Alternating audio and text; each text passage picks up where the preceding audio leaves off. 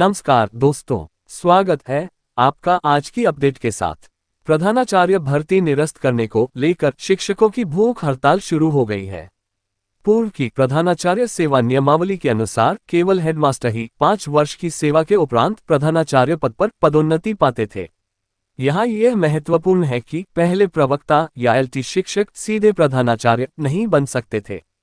पहली बार 2 वर्ष पहले संशोधित नियमावली में प्राविधान किया गया कि प्रधानाचार्य के कुल पदों में से 50% पर हेडमास्टर पद से वरिष्ठता के आधार पर पदोन्नत होकर प्रधानाचार्य बनेंगे, जबकि आधे विभागीय सीमित परीक्षा के माध्यम से प्रवक्ता प्रधानाचार्य पद पर आएंगे।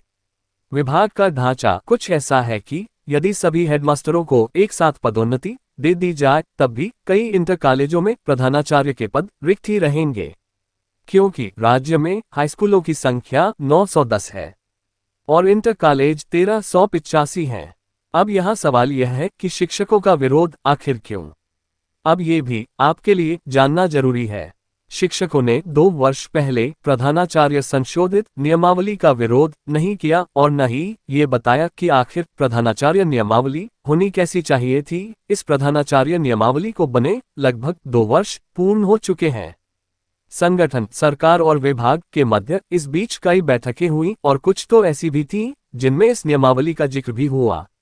बाकायदा विभाग के मिनट्स में नियमावली और प्रधानाचार्य के पदों पर विभागीय सीमित परीक्षा के आधार पर पदोन्नति को स्थान भी मिला। अब जब ये पद उत्तराखंड लोक सेवा आयोग को जा चुका है तो ये पद भी एक तरीके से विवादित हो चुके हैं और इन पदों पर वरिष्ठता के आधार पर पदोन्नति नहीं की जा सकेगी। वरिष्ठता विवाद को सभी पक्ष नामुमकिन मान चुके हैं। न्यायालयों में वरिष्ठता संबंधी लंबित वादों और कतिपय मामलों में स्टे के कारण वरिष्ठता आधारित पदोन्नति अब लगभग सभी हितधारक जैसे शिक्षक, विभाग और सरकार नामुमकिन मान चुके हैं। ऐसे में विद्यालयों की स्थिति आखिर कब तक कामचलाऊ रहेगी? आज स्थिति यह हो चुकी है कि 1385 इंटर कॉलेजों में से 1101 प्रधानाचार्य विहीन है और बच्चे व्यवस्था की ओर टकटकी लगाए बैठे हैं। इस सीमित विभागीय परीक्षा को रोकने के लिए भले ही शिक्षक सील लेकर आंदोलित रहे, लेकिन पिछले कुछ दिनों से विद्यालयों में पठन पाठन का माहौल चौपट ही रहा है।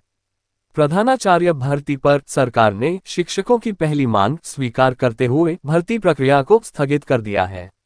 साथ ही एलटी शिक्षकों को इसके दायरे में लाने के लिए नियमावली में बदलाव की कसरत भी शुरू कर दी है। धन्यवाद दोस्तों, मिलते हैं अगले वीडियो में, तब तक के लिए जय हिंद।